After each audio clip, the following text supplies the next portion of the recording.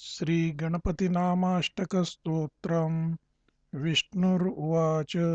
गणेशम् एकदन्तं च हेरम्बं विघ्ननायकं लम्बोदरं शूर्पकर्णं गजवक्त्रं गुहाग्रजम् नामाष्टार्थं च पुत्रस्य शृणु मातः हरप्रिये स्तोत्राणां सारभूतं च सर्वविघ्नहरं परम् ज्ञानार्थवाचको गश्च नश्च निर्वाणवाचकः तयोरीशं परं ब्रह्म गणेशं प्रणमाम्यहम्।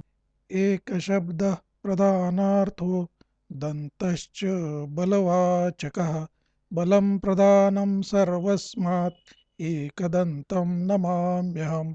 दीनार्थवाचको हेश्च रम्भः पालकवाचकः परिपालकं दीनानां हेरम्बं प्रणमाम्यहम्।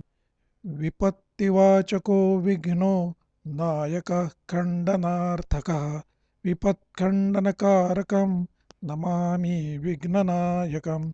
विष्णुदत्तैश्च नैवेद्यैर्यस्य लम्बोदरं पुरा पित्रा दत्तैश्च विविधैः वन्दे लम्बोदरं च तम्।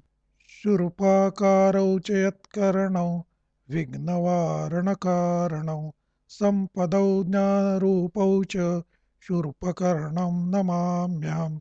विष्णुप्रसादपुष्पं च यन्मूर्ध्नि मुनिदत्तकं तद्गजेन्द्रवक्त्रयूतं गजवक्त्रं नमाम्यहम्। गुहस्याग्रे च जातो यमाविभूतो हरालये वन्दे गुहाग्रजं देवं सर्वदेवाग्रपूजितम्।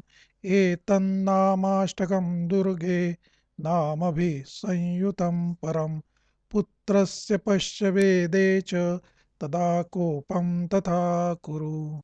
एतन्नामाष्टकं स्तोत्रं नानार्थसंयुतं शुभं त्रिसन्ध्यं यः पठेन्नित्यं स सुखी सर्वतो जयी ततो विघ्नाः पलायन्ते वैनतेयात् यथोरगः।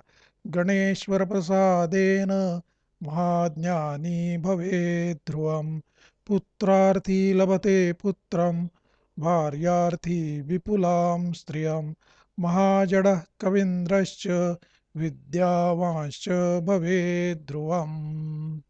इति श्रीब्रह्मवैवर्तपुराणे गणपतिखण्डे श्रीविष्णुप्रोक्तं गणपतिनामाष्टकस्तोत्रं सम्पूर्णम्।